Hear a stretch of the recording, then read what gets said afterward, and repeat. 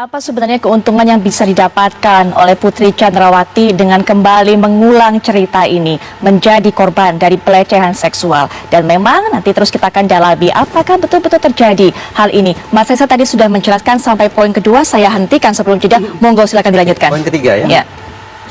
Entah trauma, entah depresi, entah gangguan stres akut, entah guncangan jiwa, pokoknya serba negatif ya, yang konon dialami oleh PC. Tapi lagi-lagi, orang yang mengalami penderitaan psikis sedemikian rupa, hampir bisa dipastikan akan mengisolasi dirinya. Dia tidak mau kontak dengan siapapun. Tapi lagi-lagi, pemunculan dia di Makobrimob, kita mau katakan apa? Bukannya mengisolasi diri, tapi mengekspos diri ke depan kamera, lalu bercerita tentang apa yang dia alami dan memperkenalkan dirinya. Profil korban ini juga patut dipertanyakan karena pemunculan guncangan kejiwaan itu, sebutlah guncangan jiwa ya, karena saya tidak tahu persisnya apa sebetulnya ini mau dipakai. Guncangan jiwa itu munculnya selektif dan insidental. Ketika diperiksa oleh pihak tertentu, yang bersangkutan sakit, kooperatif, depresi. Dia katakan persoalannya dari hulu sampai hilir. Tapi ketika diperiksa pihak lain, LPSK, Lembaga Perlindungan Saksi dan Korban, justru PC diam seribu bahasa. Betul. Kan aneh, ada orang yang mengklaim dirinya korban, menderita sedemikian rupa, pasti butuh pertolongan. Tapi ketika didatangi oleh lembaga yang ingin memberikan perlindungan, justru kenapa tidak kooperatif? Kan mencurigakan. Jadi ini sakit atau pura-pura sakit? Ini betul-betul sakit atau malingering? Kalau betul-betul sakit, ya silakan berobat, mudah-mudahan sembuh sehingga bisa mempertanggungjawabkan perbuatannya sesegera mungkin di pengadilan. Tapi kalau ternyata itu hanya pura-pura sakit dalam kurung malingering, wah itu jadi persoalan hukum tersendiri. Nah, bisa diperiksa psikolognya ya? Harus. Poin bagus. Kenapa? Saya teringat, dalam praktek malingering ini berdasarkan studi ya, ternyata malingering itu bisa berasal dari inisiatif profesional di sekitar yang bersangkutan.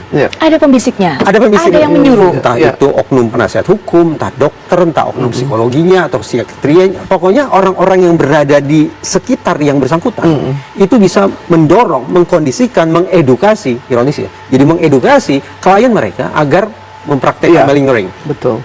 Sudah pernah terjadi ya? Wah, banyak studi tentang itu. Banyak studi tentang itu. Dan yang keempat, tadi sudah disampaikan oleh Kak Irma sebetulnya.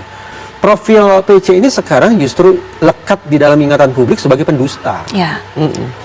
Bukan hanya penegak hukum yang ingin mempertahankan kredibilitasnya. Korban pun punya kepentingan untuk mempertahankan kredibilitasnya. Bahwa saya korban, saya layak dipercaya sebagai korban. Tapi perkataan beliau dari waktu ke waktu justru meruntuhkan kredibilitas sebagai seorang korban. Alih-alih masyarakat jatuh simpati kepada orang yang mengklaim dirinya sebagai korban, tapi justru masyarakat lebih mengecam dia sebagai sosok pendusta. Nah, 4 hal ini yang membuat saya lagi-lagi berpikir, jangan-jangan PC ini ingin mendapatkan sebuah manfaat hukum dari pernyataan Komnas HAM dan Komnas Perempuan. Tapi berdasarkan 4 hal yang saya utarakan barusan, saya sanksi. Masyarakat akan bisa tergiring opininya dan majelis hakim bisa teryakinkan untuk kemudian memberikan peringanan hukuman kepada PC. Kita harapkan itu. Nanti mungkin juga belum punya catatan mengenai hal ini, bahwa masyarakat tetap harus fokus, tidak mengikuti keterangan ataupun juga cerita yang selama ini berkembang. Kita juga akan minta bagaimana pandangan dari Bang Martin mengenai hal ini, Bang. Ya, terima kasih Mbak Putri. Semua pendapat yang disampaikan oleh Inang Irma dan juga Pak Reza, saya pikir sudah lengkap. Namun saya mau coba flashback sedikit ya, di mana pada saat itu tanggal 11 Juli saya ingat sekali, Komnas Perempuan ini ya, mereka ini sangat konsisten dalam berpihak.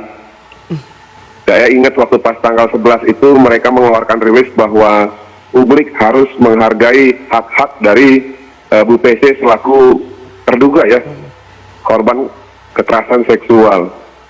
Nah, statement ini mereka lontarkan di publik berhari-hari sampai dengan akhirnya kasusnya ternyata di SP3 karena tidak ada peristiwa pidana.